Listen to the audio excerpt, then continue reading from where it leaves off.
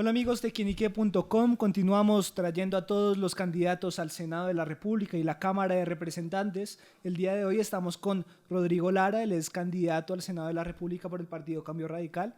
Muchísimas gracias por acompañarnos el día de hoy. Gracias, Mateo, muy amable. Bueno, hablemos un poco acerca de su labor en los últimos años. Usted actualmente es presidente de la Cámara de Representantes. ¿Qué tal esas batallas que tuvo que dar en este último año, sobre todo con el tema de la implementación de los acuerdos de paz? Duras, muy duras, pero al final muy buenas, muy positivas. Yo nunca he sido amigo de hacer trizas, esos acuerdos firmados entre el gobierno y las FARC. Para mí es positivo que se desmovilicen y entreguen las armas. Pero como se lo señalé al gobierno, de ninguna manera íbamos a permitir que en estas leyes de implementación quedaran plasmados una serie de privilegios y prerrogativas inaceptables para el pueblo colombiano.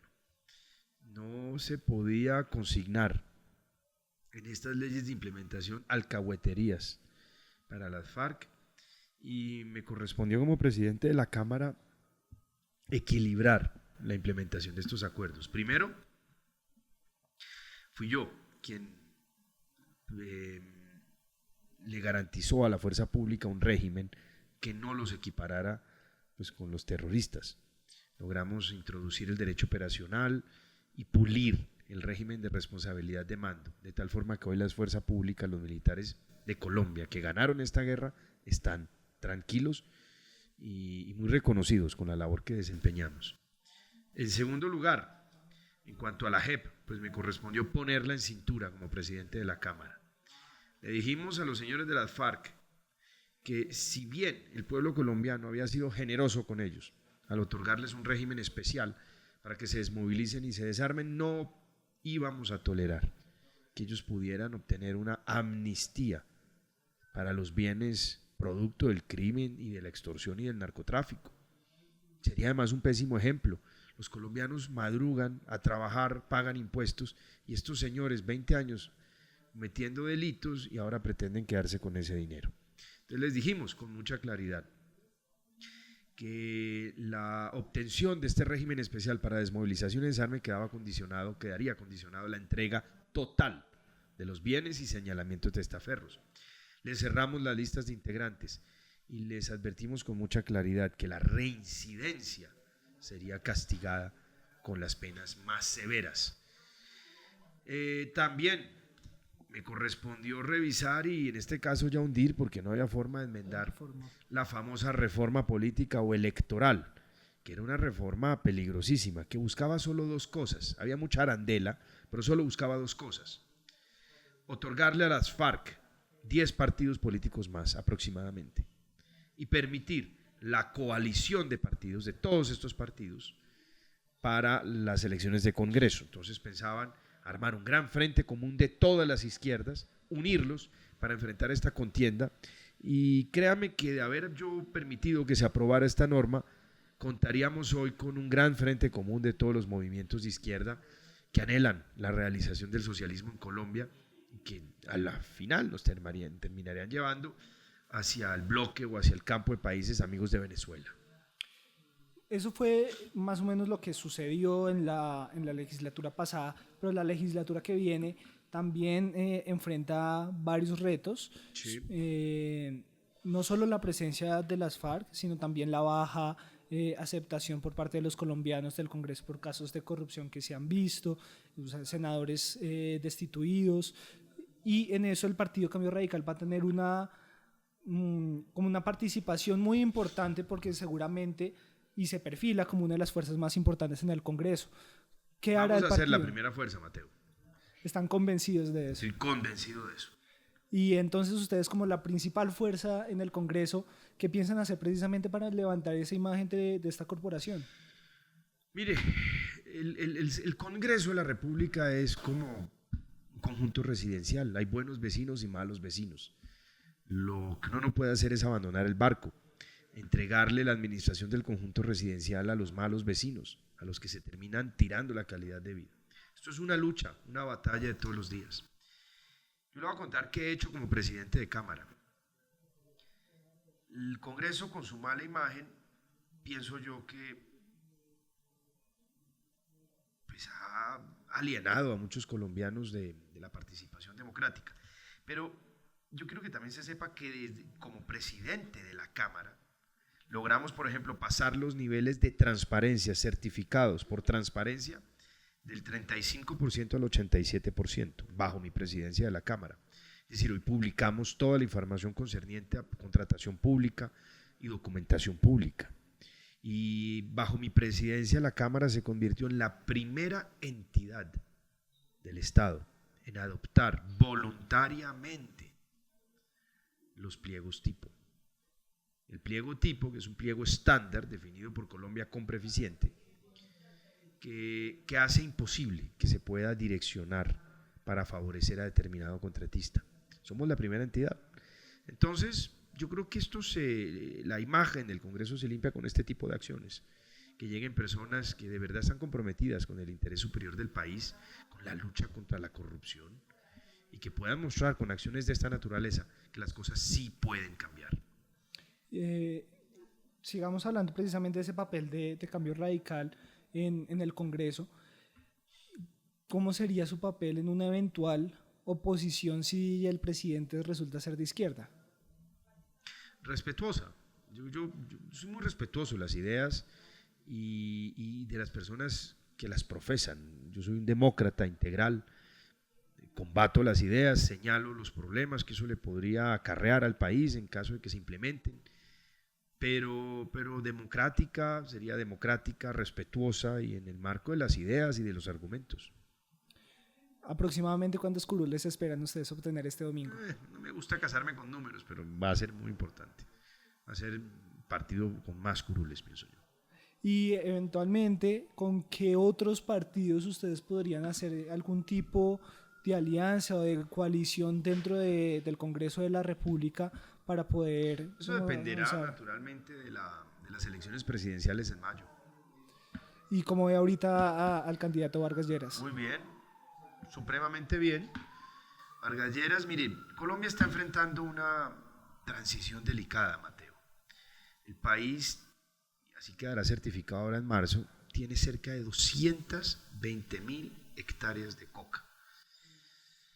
220.000 hectáreas de coca es un pico al que el país nunca había llegado.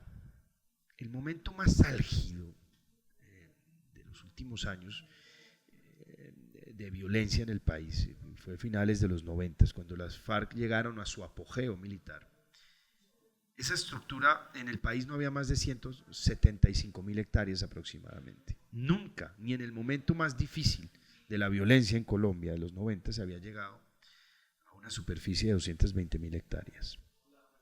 Esta situación es difícil, no necesariamente crítica, dependerá del presidente que logremos elegir. En los años 80, las FARC creció paralelamente al crecimiento de los cultivos ilícitos. Para que usted se haga una idea, joven, en 1978 existían apenas 450 hombres en armas de las FARC, mal armados. Cuando llega el narcotráfico al Caquetá, al Yarí, esto hace que las FARC ya cuenten en 1982 con cerca de 2.500 hombres.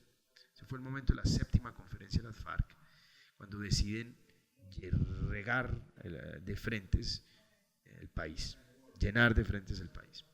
En 1990 tenían 11.000 hombres en armas y en 1999 23.000 y controlaban territorios y les habían concedido una zona de distensión de 40.000 kilómetros cuadrados. ¿Este recuento para qué sirve? Para mostrar que un país se puede desbocar en cuestión de 15 años, que un país puede salirse de control en cuestión de 15 a 18 años, como pasó. La mitad del país, el sur, del centro al sur, dominado por las FARC, y del centro hacia el norte, dominado por paramilitares. ¿Producto de qué? Del auge del narcotráfico y de los cultivos ilícitos. Nosotros no podemos repetir los errores del pasado. Tenemos que aprender lecciones de la historia y entender que esta realidad hay que enfrentarla. Y solo la vamos a enfrentar con un presidente que esté en capacidad de tener las riendas de un país que se desboca muy fácil. Hay 4 candidatos. Está Petro. Petro tiene una gran virtud y es que es un tipo sincero, él dice lo que piensa, tiene el coraje de sus convicciones, y eso ya es algo que hay que reconocerle. Pero como es sincero, nos dice todos los días lo que va a hacer, y es llevarnos hacia el camino de la realización del socialismo en Colombia. Socialismo del siglo XXI, modelo venezolano. Luego está el doctor Sergio Fajardo. Fajardo no tiene la misma virtud de Petro. Fajardo no es sincero. Fajardo no dice lo que piensa. Fajardo es absolutamente indefinido y pretende quedar bien con todo el mundo. Tiene un problema muy complejo, y es que el doctor Fajardo está enamorado de sí mismo. Y cuando usted está enamorado de usted mismo, pues usted no se la juega por nada ni por nadie.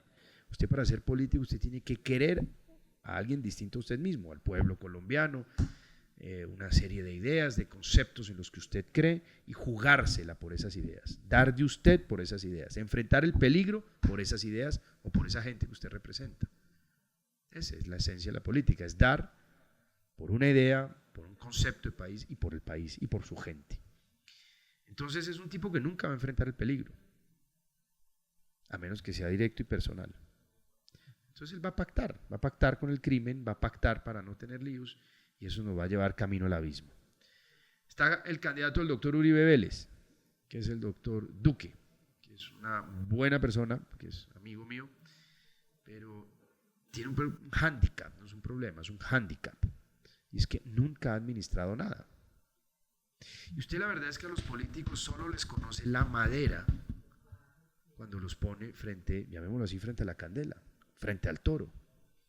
Porque es que el ejercicio de gobierno es un ejercicio difícil, muy complejo, en donde usted tiene primero que dominar sus propios miedos, porque es un ejercicio solitario, donde usted enfrenta todos los peligros y asume todas las responsabilidades.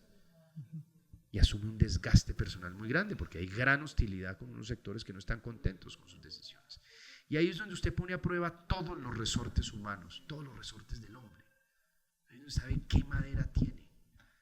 Entonces usted, antes de asumir el cargo más importante, lo ideal es que usted le conozca antes a ese candidato, pues si tiene madera o no. Porque si no tiene madera, usted termina embarcando un país pues en una situación crítica. Presidente que no estuvo a la altura del reto, humanamente no pudo con el reto. Entonces yo sí creo que es bueno primero probar la madera al que nos va a gobernar durante 4 años, pues porque está en juego el destino de una nación y 50 millones de almas que viven en este país. Luego está el doctor Vargas Lleras. Vargas Lleras es un hombre también sincero, es un tipo que usted conoce por sus virtudes y sus defectos. Él no pretende ser perfecto, porque nadie lo es, ni usted, ni yo, ni nadie es perfecto. Hay gente que pretende serlo, aparentar. Él no pretende ser perfecto, uno lo conoce tal como es, con sus virtudes y sus defectos. Es un tipo que ya está probado, usted ya le conoce la madera, es un tipo al que le han hecho 2 atentados en su vida. En uno le volaron 3 dedos. No lo mató la carga explosiva porque no explotó toda. Es un tipo que enfrentó a las FARC cuando las FARC estaban en su apogeo, cuando era difícil hacerlo, que enfrentó a los narcotraficantes, firmando la ley y aprobando la ley de extradición, cuando era difícil hacerlo. Hoy en día sacar la extradición es un chiste, pero háganlo en los 90s y háganlo en los 80s, lo mataba el cartel de Medellín. Es un tipo que señaló los vejámenes y los excesos de las FARC, que acusó al gobierno de Pastrana por su debilidad durante la zona de distensión con las FARC. Un hombre que fue objeto de un segundo atentado, le mató una escolta y el blindaje aguantó con una bomba, y nadie ha visto que se haya chupado, que se haya echado para atrás, que se haya dejado amedrentar. Demuestra que maderita tiene para enfrentar esta situación. Y en segundo lugar, cuando le pidieron también que hiciera lo que nadie había hecho, las casas para los más pobres, porque se las robaban antes, la infraestructura que nunca se había hecho en este país, porque se la robaban también, la planificaban mal, la hizo. Entonces yo me pongo a pensar y me digo, en esta coyuntura difícil, de verdad, vamos a improvisar, vamos a repetir errores de los 80s y de los 90s, porque es que todos los políticos hablan, todos hablamos, a los hombres se les gobierna con la palabra, por consiguiente el político tiene que destacarse en el ejercicio de la misma.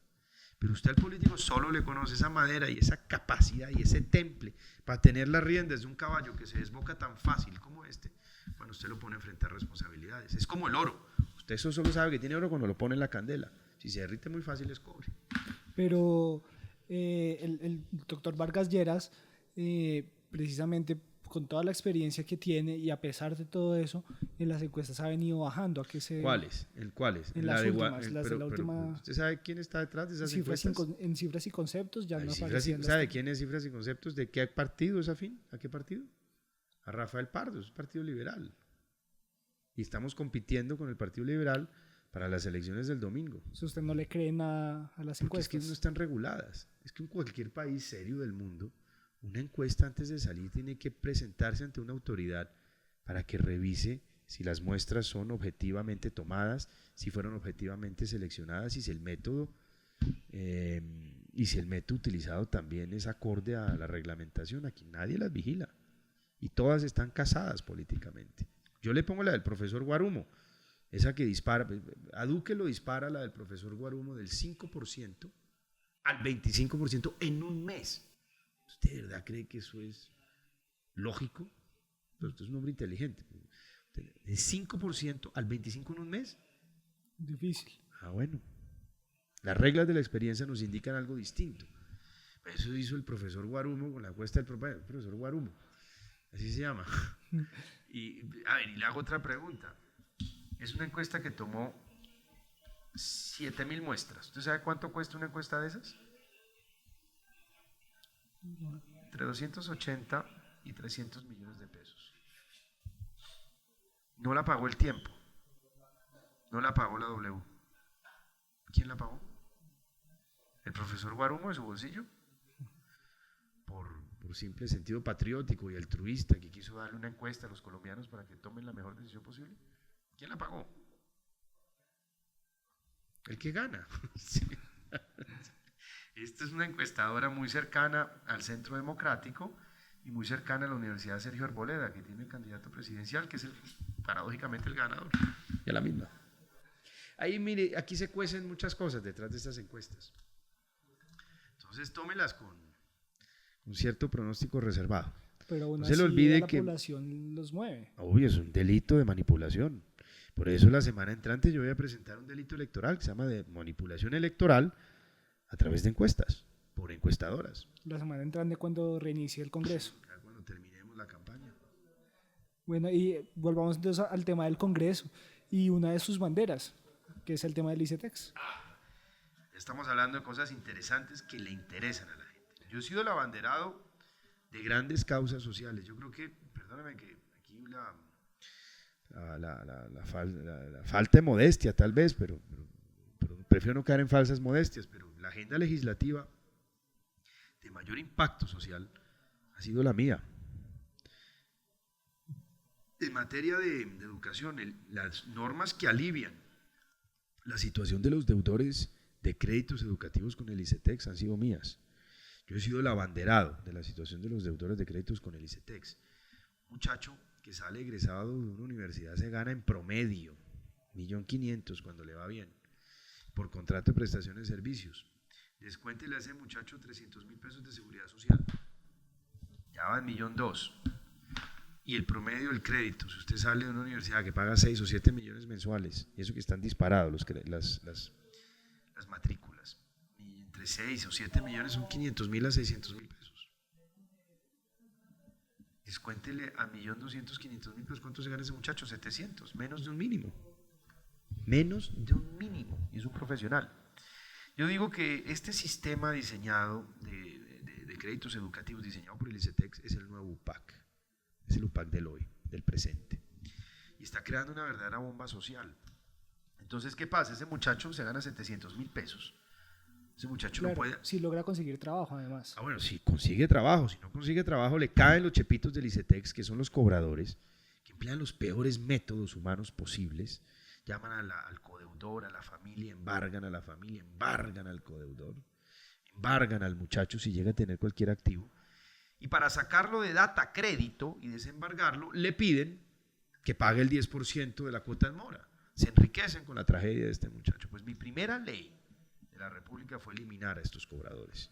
No más cobro prejurídico trasladado al deudor, y eliminamos a estas casas de cobranza que tienen un negocio inmoral. Y perdónenme que emplee la palabra, un negocio miserable. Corrupto, además. Ojalá ustedes me ayudaran a destapar eso, porque yo he hecho las denuncias. Pues como si no le interesara a nadie. Me sorprende mucho. Es un negocio que le ha correspondido, que le ha significado a estas empresas 36.000 millones de pesos en 5 años. A costillas primero del erario, porque reciben presupuesto público, y de sacarle la plata al estudiante fregado. Mi segunda ley es la que establece un nuevo régimen, crea un nuevo régimen de endeudamiento para créditos educativos. 3 principios. El primero, la cuota será proporcional al ingreso de cada estudiante, nunca superior al 15% de sus ingresos. Es decir, un muchacho que se gana 1.500.000 no paga más de 200.000 pesos. ¿Y eso cuándo entra a regir? Y ahorita que reiniciemos, yo espero que eso entre a regir a principios de abril. Está en el Senado, falta un debate. Falta un debate. Un debate nos falta y estamos listos. 2, se eliminan los codeudores. Ya una persona, un pobre muchacho que quiere estudiar, que no consigue cupo en las universidades públicas, porque en este país no hay suficientes cupos porque la plata la mandan para hacer pilo paga en lugar de ampliar universidades públicas, que es un verdadero nivelador social. Pues si no consigo codeudor está fregado, pues ya eliminamos la necesidad de codeudor. Y tercero, si pierde el empleo, se congela el pago.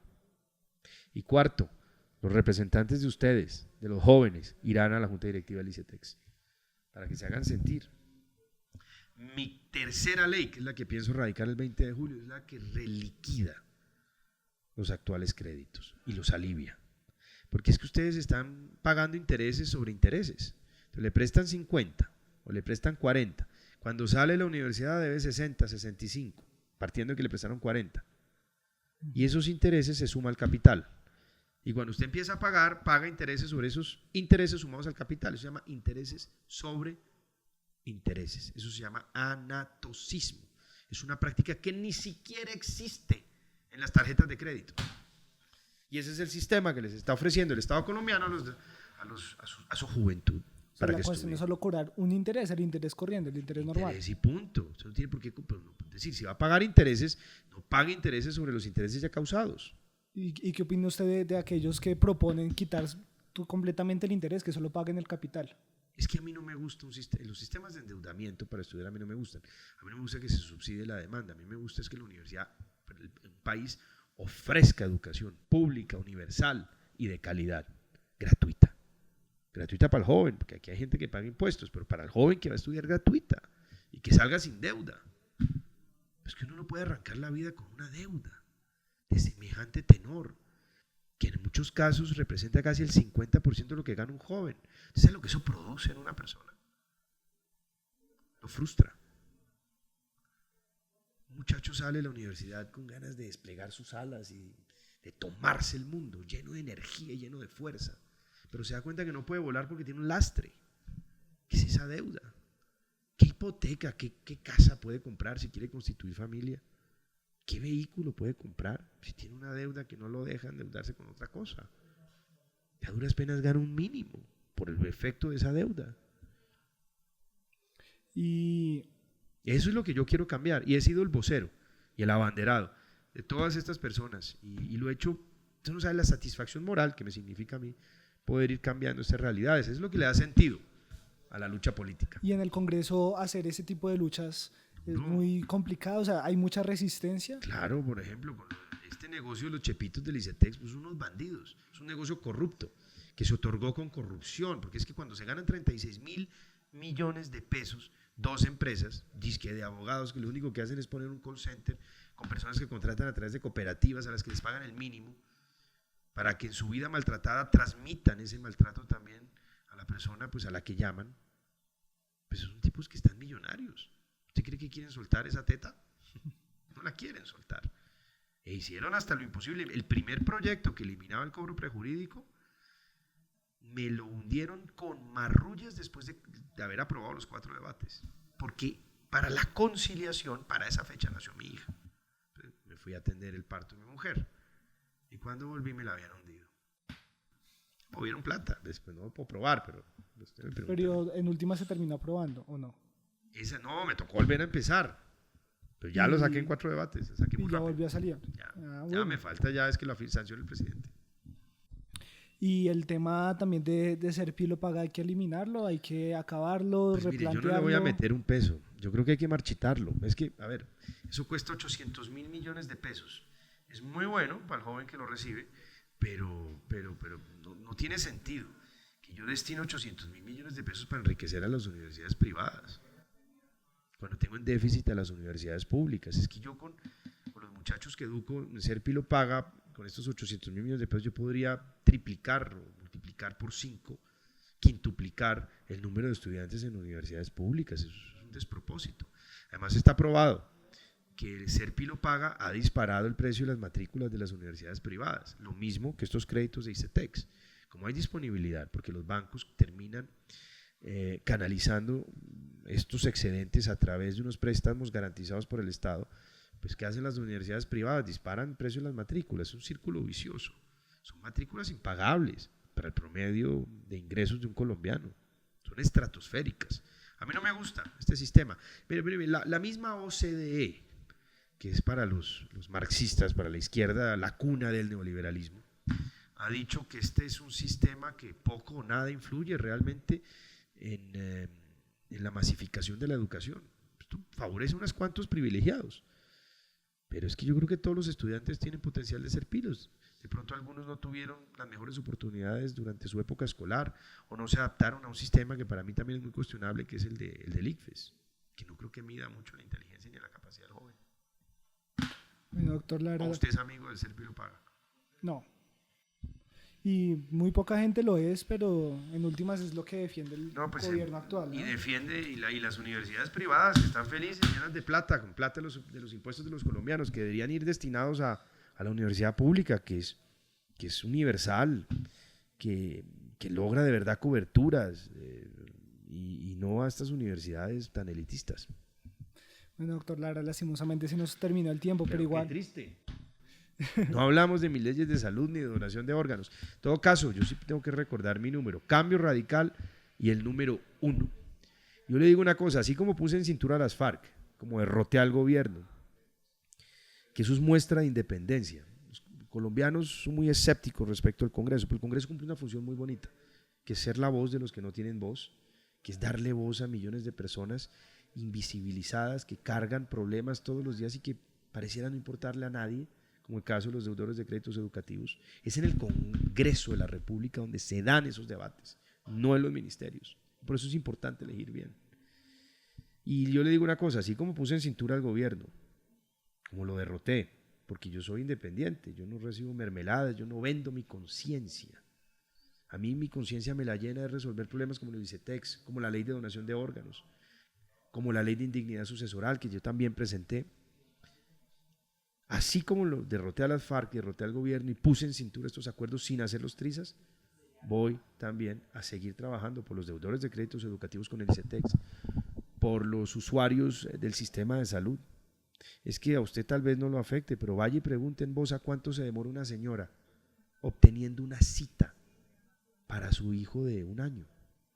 4 meses, 3 meses. ¿Cuánto se demora una mujer embarazada en Ciudad Bolívar para obtener una cita con un ginecobstetra? 2 meses y medio. Eso es la diferencia entre una preeclampsia y no tenerla. Esa va a ser otra lucha que voy a librar allá del Congreso de la República. Bueno, muchísimas gracias por estar con nosotros. Cambio Radical número 1, ¿no? Cabeza de lista, número 1 en la lista de Cambio Radical. Espero que pueda contar con su apoyo y humildemente lo pido. Yo acudo a la razón y al corazón de la gente. Otros van con tulas. Yo voy al corazón y a la razón de la gente y espero que me puedan acompañar. Bueno, muchas gracias y también gracias a ustedes, nuestros amigos de quienique.com, por estar en esta transmisión en vivo. Recuerden, toda la información de estas elecciones del 11 de marzo la pueden encontrar en www.quienique.com y en nuestras redes sociales. Estamos como Quienique en Facebook, Twitter e Instagram. Muchas gracias y hasta una próxima ocasión.